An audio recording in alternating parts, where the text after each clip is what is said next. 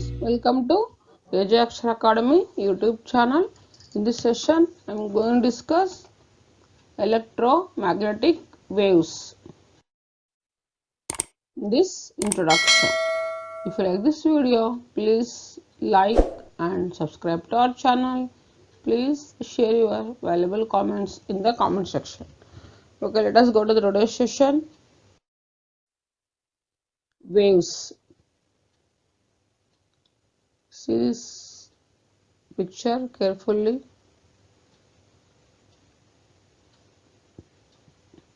Waves are divided into three types. Mechanical waves. First, in mechanical waves, sound waves.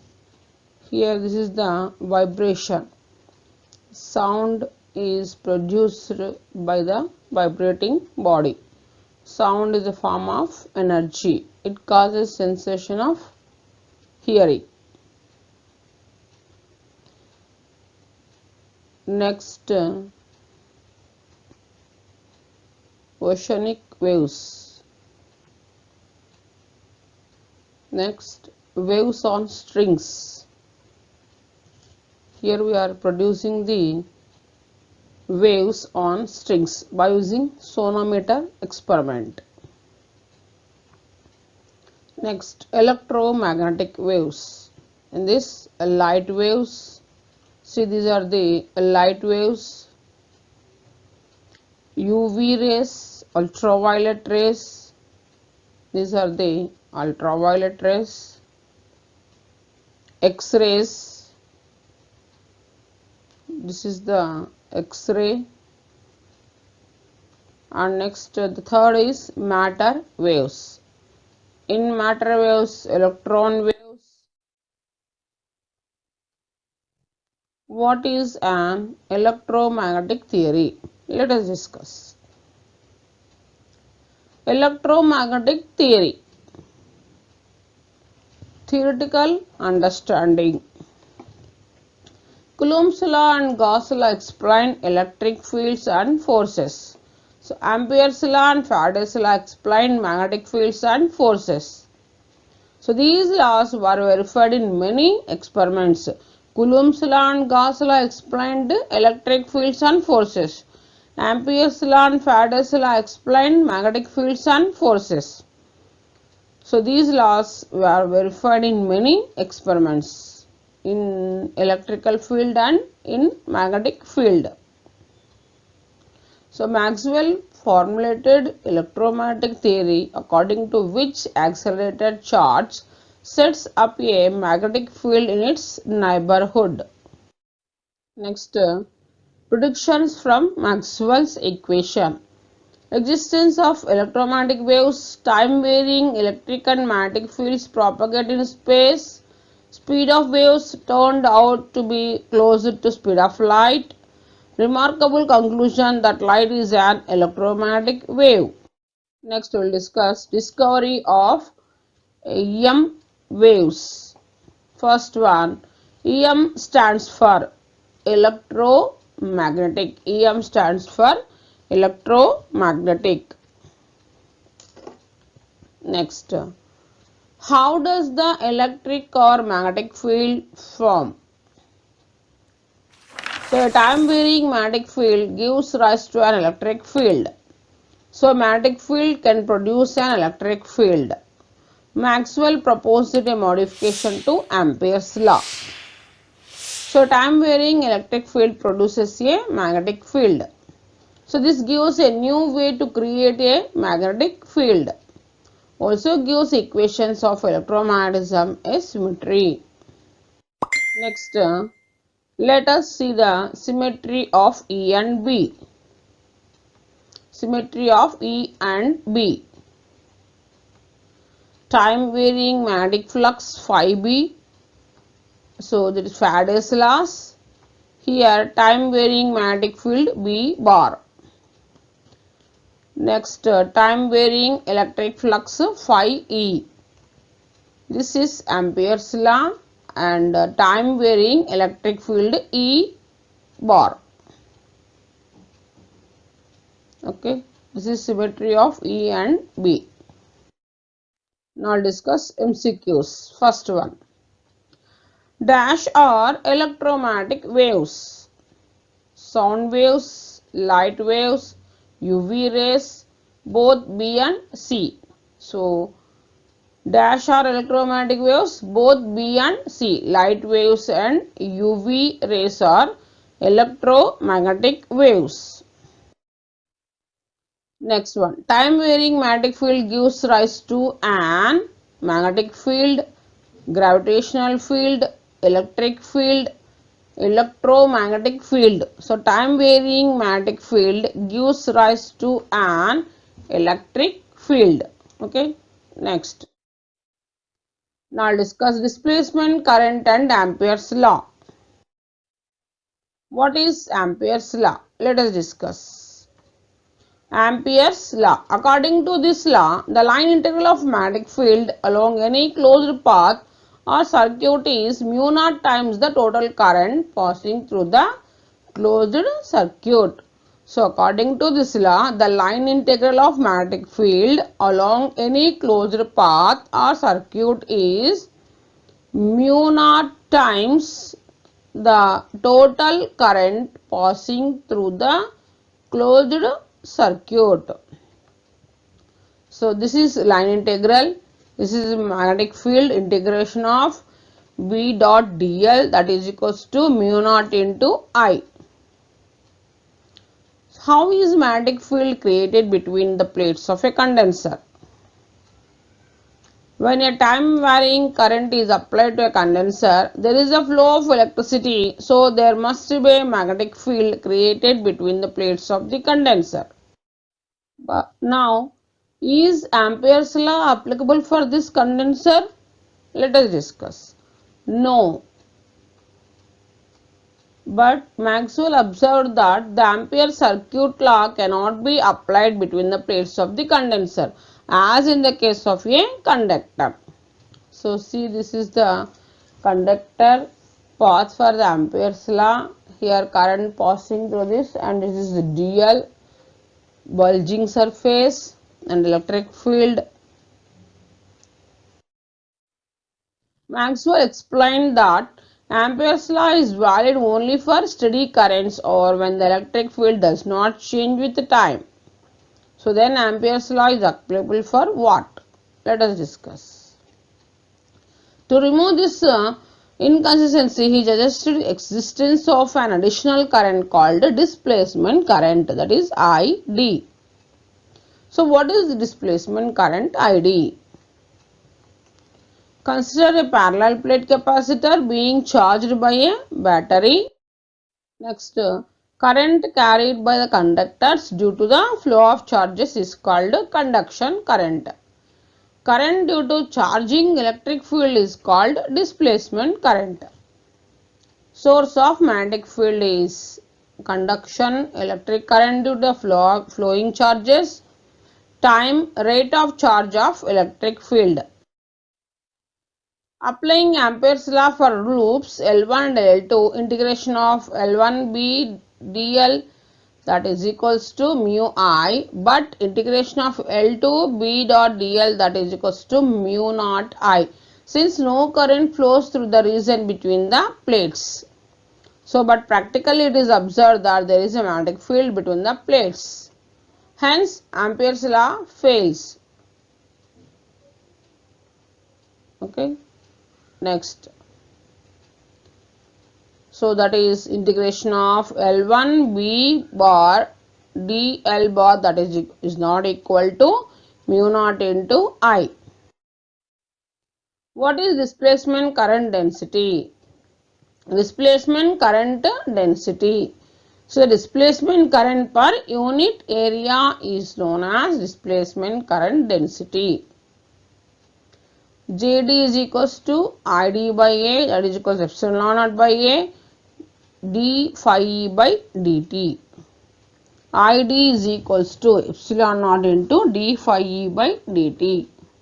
So, if AC is applied to the plates of the condenser, variable magnetic field with the same frequency is produced. So, ID is equals to epsilon A into d phi E by dt. Total current is the sum of conduction current and displacement current. So I is equals to IC plus ID. Conduction current and displacement current gives the total current. So IC plus epsilon naught d phi E by dt. So outside the capacitor plates, I is equals to IC, ID is equals to 0. So inside the capacitor plates, I is equals to ID, IC is equals to 0. If the plates of the capacitor have an area A and total charge Q, the magnitude of the electric field E between the plates is Q by epsilon naught. So electric flux outside the plates vanishes and through the surface S using Gauss law is phi is equals to EA, that is equals to Q by A into epsilon naught into A. So A gets cancels, that is equals to Q by epsilon naught. If the charge Q on capacitor plates changes with the time, there is a current I is equals to dq by dt. So the now d of epsilon naught into phi e by dt is equals to dq by dt. So epsilon naught into d phi e by dt into dq by dt. So that is equals to I. IC is equals to C into V dV by dt, that is equals to C of d by dt of V nothing but V naught sin omega t. So d by dt of sin omega t cos omega t. So this is equals to C V naught omega into cos omega t. So therefore V naught omega c gives peak value of ID. So Vrms omega c gives RMS value of ID. Now let us discuss MCQs. The line integral of magnetic field along any closed path or circuit is mu naught times the total current passing through the closed circuit is a statement for Ampere's circuit law, Faraday's law, Lenz's law, none of these. So this statement refers Ampere's circuit law. The failure of Ampere's law is because of dash seen between the plates. Electromagnetic field, magnetic field, electric field, none of these. So the failure of Ampere's law is because of magnetic field seen between the plates. Now discuss Ampere-Maxwell's law.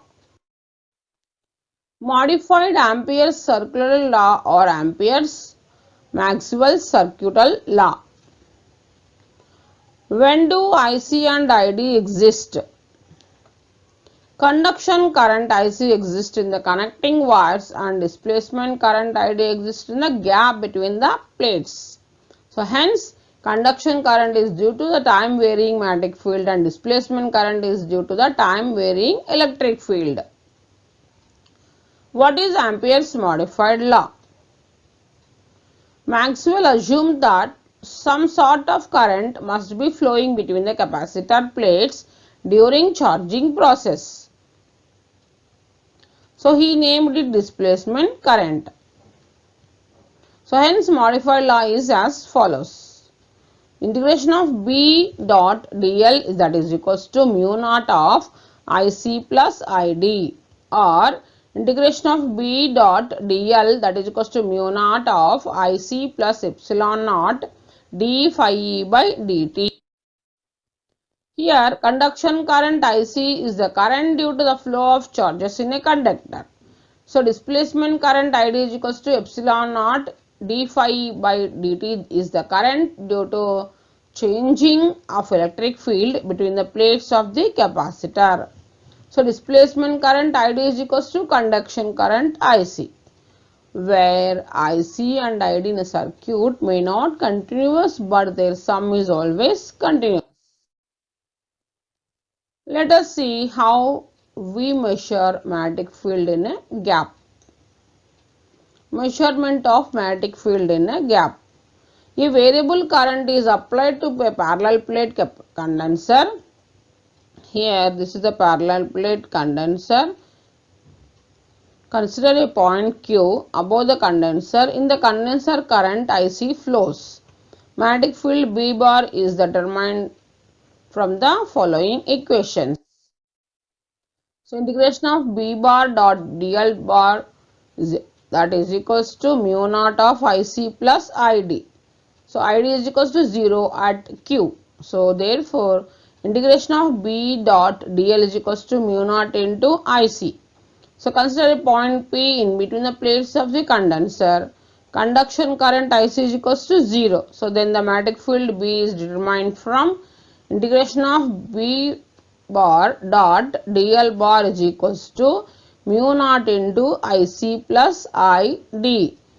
Here as IC is equals to 0 at P, integration of B bar dot dl bar, that is equals to mu naught into ID. Here IC is equals to 0. So as the electrical field is variable, the magnetic field produced is also variable. See the pictures. Now magnetic field between the plates at different points with respect to axis of the plates. So the magnetic field at different points from the axis can be estimated using displacement current. So the figure shows the cross section of electric field between the plates of a condenser having the plates of radius r. So this here in this picture represents, this cross mark represents the magnetic field, that is into mark represents the magnetic field. So the electric field is acting into the paper. How is the magnetic field at distance r from the axis obtained? The magnetic field at a distance r from the axis B is obtained. So that is integration of B bar dot dl bar is equals to mu naught into ID. Here total length, that is 2 pi r, B into 2 pi r, that is equals to mu naught into ID by pi r square into pi r square. So therefore B is equals to mu naught by 2 pi ID r by r square. So the magnetic field along the axis r is equals to 0. So therefore B is equals to 0. The magnetic field at distance r from the axis B is equals to mu naught by 2 pi into ID by r. This is the maximum value. So if Q is the charge on a condenser, then ID is equals to dQ by dt. Now let us discuss MCQs. First one, conduction current is due to the time varying magnetic field and displacement current is due to electromagnetic field, time varying magnetic field, time varying electric field, none of this. Conduction current is due to time varying magnetic field and displacement current is due to time varying electric field. Okay, option C is correct. Next, displacement current is equals to direction current, induction current, induced current, conduction current. So displacement current is conduction current. Now discuss Maxwell's equations and their significance. Now discuss Maxwell's equation and their significance. Maxwell's equations are related to the electric and magnetic field vectors E bar and B bar and their sources, which are electric charges and currents. In the absence of any dielectric or magnetic material, the four Maxwell equations are: first one is integration of E bar dot ds bar is equals to Q by epsilon naught. This equation is Gauss law of electrostatics with the usual notation. So it establishes a relation between the net charge enclosed in a closed volume to the total electric flux associated with its surface area. Second one, integration of B bar dot ds bar is equals to 0. This equation can be considered as the Gauss law magnetism. So the right hand side of the above equations confirms that equal number of magnetic lines of force enter and leave a certain volume as they are closed curves. It shows that isolated magnetic monopoles do not exist. Integration of E bar dot dl bar is equals to minus d phi b by dt. This equation is called Faraday's law of electromagnetic induction. So this law shows that a time varying magnetic field induces an electric field. Next, fourth one, integration of B bar dot dl bar is equals to mu naught of IC plus ID, that is equals to mu naught IC plus epsilon d phi E by dt. This equation is analyzed from of Ampere's law, also called Ampere-Maxwell law. So which relates the magnetic field induced due to the changing electric flux as well as to the current due to the flow of charges. So the above four equations are known as Maxwell's equations. These equations coupled with the Lorentz force equation, that is F is equals to Q of E plus V cross B. So Maxwell equations along with the Lorentz force gives the complete description of all magnetic interactions. Now we'll discuss MCQs. Integration of B bar dot ds bar is equals to 0 is known as Gauss law for electricity, Gauss law for magnetism, Faraday's law, Ampere's Maxwell law. So integration of B bar dot ds bar is equals to 0 is known as Gauss law for magnetism. Next, integration of E bar dot ds bar is equals to Q by epsilon naught is known as Gauss law for electricity, Gauss law for magnetism, Faraday's law, Ampere's Maxwell law. So this one known as Gauss law for electricity. Integration of E bar dot ds bar is equals to Q by epsilon naught is known as Gauss law for electricity. First option is correct. Next, integration of E bar dot dl bar is equals to d phi b by dt is known as Gauss law for electricity, Gauss law for magnetism, Faraday's law of electromagnetic induction, Ampere's Maxwell's law. So this is known as Faraday's law of electromagnetic induction. Thanks for watching this video.